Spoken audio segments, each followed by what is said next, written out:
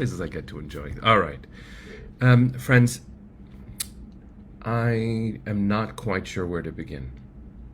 But let's begin with this. Um, at least 6 people were killed yesterday in Highland Park, Illinois, and at least 24 people were injured at a July 4th parade, which ironically felt a whole lot like America. Now, I really would rather not start the conversation with that, but we have to. And in fact, if we are really paying attention, then we will know that there were 6 mass shootings in America yesterday. 6 mass shootings in America yesterday. Highland Park, Illinois, Boston, Massachusetts, Sacramento, California, Kansas City, Missouri, Chicago, Illinois, and Richmond, Virginia. Thanks to the research work and advocacy work of Newtown Action Alliance and the Gun Violence Archive, we have as clear statistics as we can, because still, ensconced in American law, we aren't allowed to study gun violence as a health epidemic. That is thanks to lobbying by the NRA. And there are lots of conversations for us to have. But there is no more pressing a conversation than this one. Because gun violence is a manifestation of a deeper disease in America. For us to pay close attention, we have to know that, as Joy's pointing out, Brooklyn also had a shooting at a bodega. The mass shootings barely catch our attention now. But the fact that on July 4th, and I'm not saying this with schadenfreude, I'm not saying it with any delight, but America was truly on display, because if there's one thing the world knows about America, it's that we love our guns. We not only love them, we worship them, such that when there is a mass shooting, right, nothing really changes. And so what's really important for us to do is to not be satisfied with that. I want to read to you the statement that UJA made yesterday in response to the attack, amplifying the language of the Chicago JCRC and then adding our own. This is UJA's language. Highland Park, Uvalde, Buffalo, and on. What happens in one neighborhood affects us all. Our hearts are breaking for the families, friends, and victims of today's mass shooting. Enough is enough. We must come together to stop the horrific gun violence in our country.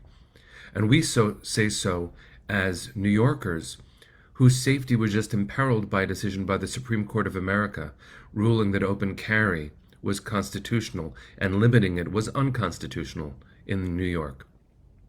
Thank God for New York's vigilance in immediate response, passing laws that tried to reinforce the safety that the original law provided. There is nothing more urgent, because ultimately our inability to stop the American fetishized worship of weapons is a larger issue that costs countless lives. And in fact, they're countless because, according to law, we're not allowed to count them. But we do know that 40,000 lives are lost every year in America to gun violence. And yet, there are those who were upset that the July 4th parade in Highland Park was canceled, wanted us to get back to celebrating our freedom. Let's be clear. There is no real freedom when our children can't feel safe about going to school. There is no real freedom when going to a movie theater, or a church, or a synagogue, or a mosque, or a Sikh temple, or a political rally, or a theater, or anything. Means I'm risking my life. Why should there be such a thing as a bulletproof backpack for sale on Amazon? That is America until we change things. I want to share with you one of the things that we need to pay attention to as well. Just last week, a young man named Jayland Walker, he was 25, was shot 90 times by Akron, Ohio police and hit by 60 bullets after a traffic violation. And yet yesterday, the shooter at the Highland Park parade was stopped and arrested after a brief chase. Killed 6 people, and he was stopped after a brief chase. I'll give you a half second to wonder about the difference between both. The shooter in Highland Park was white, and Jayland Walker, who violated a traffic rule, was black. And for us not to start our morning, our reflective Torah morning, with this honest reflection on what ails America would be inauthentic as Jews. I want to read to you from a sermon by Rabbi Lauren Graybell Herman, who's a rabbi here at the Society for the Advancement of Judaism in New York. She wrote this sermon called Waking Up, Gun Violence and Inequality, first quoting Maimonides. Maimonides wrote in his Mishnah Torah, a code of Jewish law, "Awake, O you sleepers, awake from your sleep. O you slumberers, awake from your slumber. Search your deeds and turn in repentance. Look to your souls and better your ways and actions." According to Jewish tradition, traditional repentance means being in the same situation and making a better decision this time. Well, friends, we have been in this situation countless times. And I remember back in the day when I was a pulpit rabbi, there were a few people who would be annoyed that I would keep pointing to the blemishes in society. "Rabbi, can't you talk about something else? Why do you need to keep talking about this?" My response to them, and no one's really asking me that here, but my response to them remains true. I have to keep on talking about it because it keeps happening. And when it stops happening, we won't have to talk about it anymore. Listen to the language that Rabbi Graybell Herman brought in from Dr. Martin Luther King Jr. in a speech called "Where Do We Go From Here?" He gave it to the Southern Christian Leadership Conference in 1967.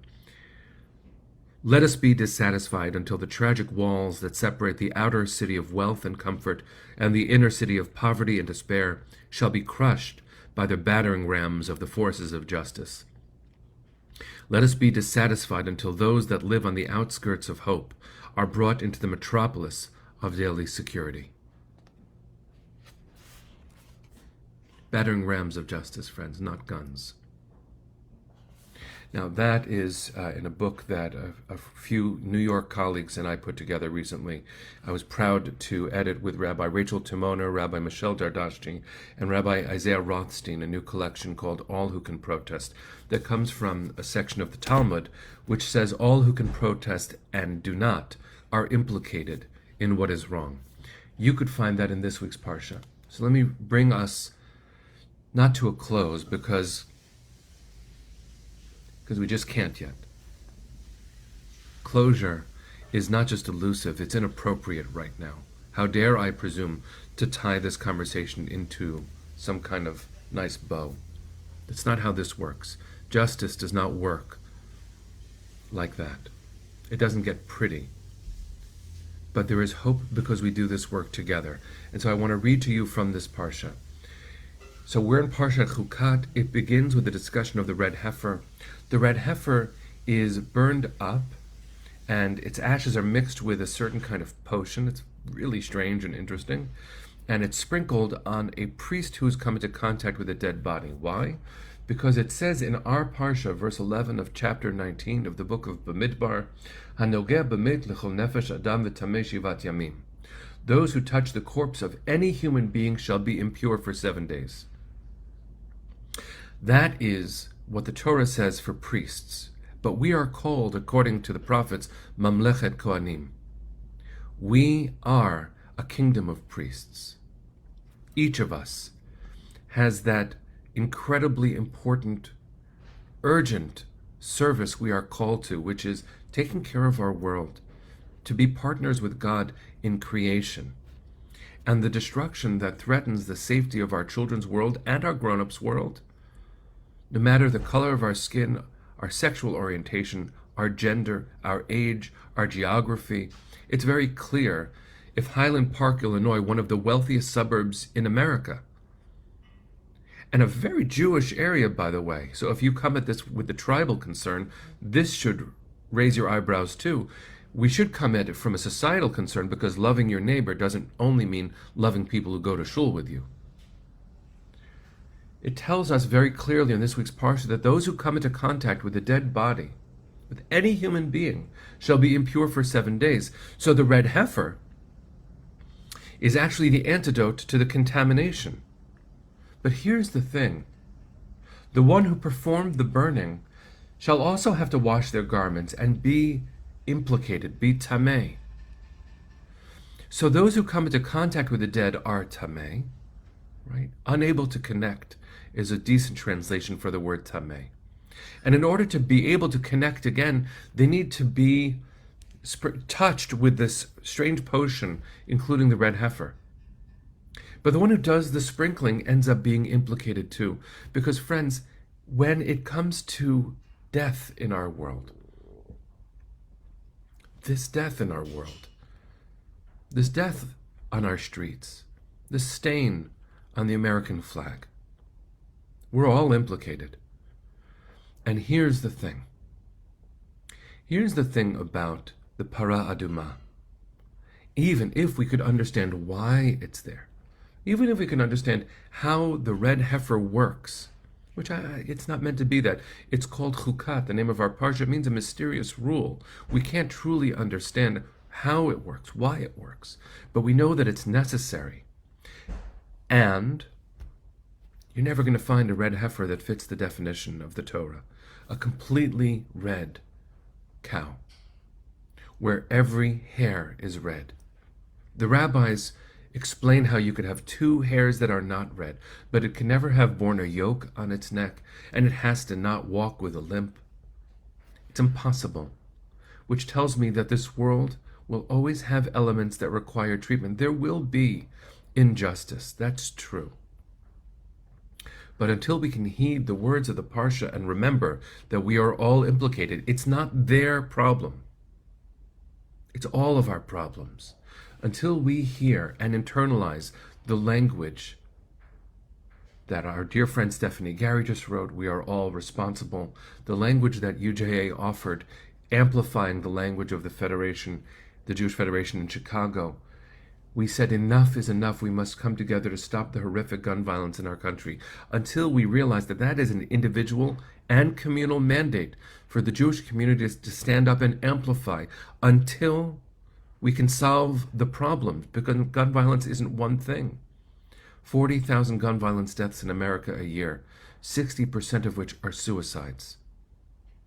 And easy access to guns doesn't mean that someone who is mentally ill is going to hurt someone else. It means, God forbid, they're going to hurt themselves, and they are the image of God waiting to be protected. Handgun violence is the vast majority of the other gun violence deaths, and yet we barely pay attention to the mass shootings. There are partners on the ground working with the New York JCRC, who is working hand in hand with UJA, trying to address hopelessness. And we must also hold accountable those who defend gun profiteers, those who bring guns across state lines. We have to protest the Supreme Court's enabling of the problem. We have to protest those who violate the second commandment not to worship an idol by worshiping the Second Amendment. We have to use our Jewish voices, friends, and you have to get angry. You have to pay attention. We have to be shocked. As Dr. King's dear friend, Rabbi Abram Joshua Heschel wrote, "When I see an act of evil, I am not accommodated. I don't accommodate myself to the violence that goes on everywhere. I'm still surprised. That's why I'm against it, why I can hope against it. We must learn how to be surprised, not to adjust ourselves." Friends, I'm asking you to do two things. One of them is take incredibly good care of yourself. We need you. You are just as important as everybody else whose lives deserve defending. So take good care of yourself. Number two, take care of your neighbors. Stand together. Demand of our community that we continue to pay attention even when headlines fade and even when it's hard to pay attention. There will always be, because we care so much, an array of priorities that require attention. We're not going to pay less attention to Ukraine, and we're not going to pay less attention to the right that women should have to self-determine what happens to their own bodies. And we're not going to pay less attention to gun violence, and we're not going to pay less attention to anti-Semitism. Because we have each other, we have enough hands to hold it all. So friends, take good care of yourselves so that we can take care of each other. I can't end today with a gentle, inspiring close, except to say that we care about each other. We count each morning together, and we count each of us. Each of us matters. A real community is when anyone is missing, you notice it. That is true about this community. We are blessed to have created this together, friends. Let's keep creating. Let's build this world faster than anybody can tear it down. That's our job. We're going to keep on doing it. That's why we're here. So a lot of love to all of you. Of course, happy birthday, Penny. Happy birthday, Valerie. Let's keep paying attention, friends, until it makes no sense to have this conversation. That's when we'll be done with it. Let's go into a good day.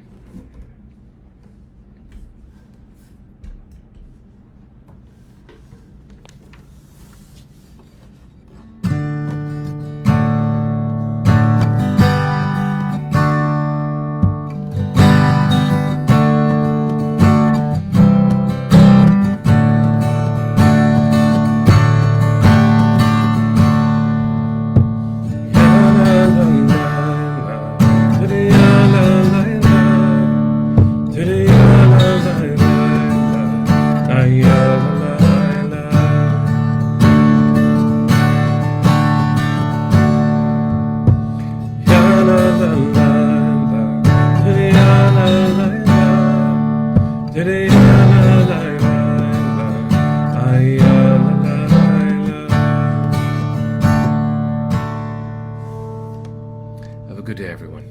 See you tomorrow.